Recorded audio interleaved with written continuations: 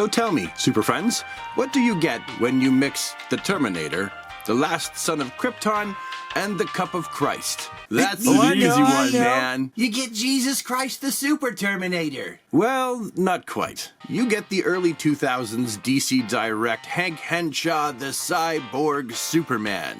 My #1 never purchased Holy Grail action figure. You'll notice that the corners of this card back have some wrinkling and some damage. Be that as it may, I fully plan on opening this bad boy, so it doesn't even matter. On the back, we have collect the entire Superman line from DC Direct. I never did manage to get all of them. Brainiac 13 and Supergirl, I never did pick them up. Here, let's read Cyborg Superman's bio. Cyborg Superman, also known as the Metallic Mass Murderer, radiates power which rivals that of Superman.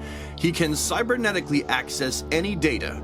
Features 18 points of articulation. And the cross-sell on the bottom here, I actually have all of these except for the Superboy and Supergirl Deluxe 2-pack. I mean, I've got the Supergirl figure, I just don't have the 2-pack. Anywho, I think that this guy has been in his cardboard and plastic bubble prison for long enough, and it is time that we open him up. That's right, we're going to open him up. Why is that? Because that's what we do on this channel.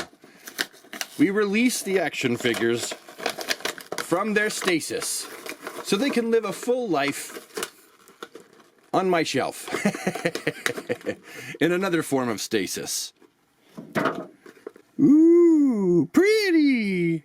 And here is good old Hanky Panky just standing there looking, oh, wow. This guy is, in my opinion, not only the best iteration of the Cyborg Superman to date, but also one of the best DC Direct figures probably ever made. There's a reason why this figure is so sought after. It's because the sculpt is just so perfect. And the same thing for the color palette.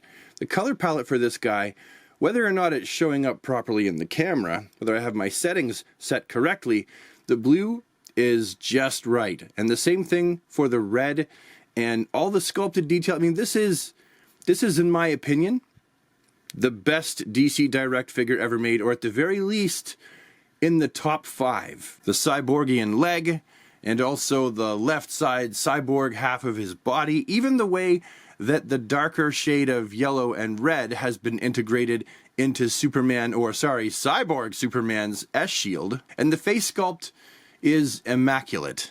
It's absolutely immaculate. The soft rubber cape for this guy, well, honestly, McFarlane Toys could probably take a lesson from this figure because it is the perfect soft and skishiness.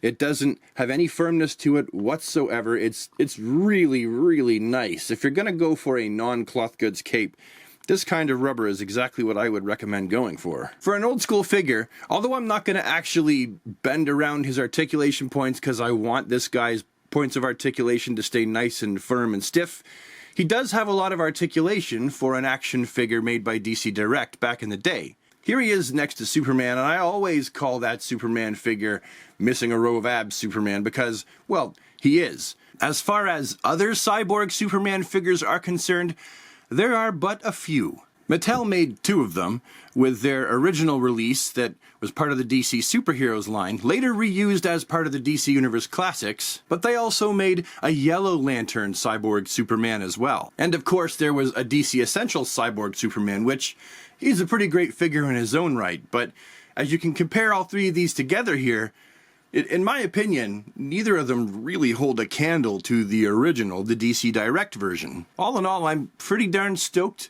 I finally managed to get this Grail piece. I'm not gonna lie, it costed me a lot more than I wanted to pay, but sometimes if you really want something, you gotta save your money and you gotta fork out the cash that the person is asking for. Anyway, I guess that's all I have time for today, so thank you so much for joining me today and allowing me to share this with you, and I will see you with the next one. Bye for now.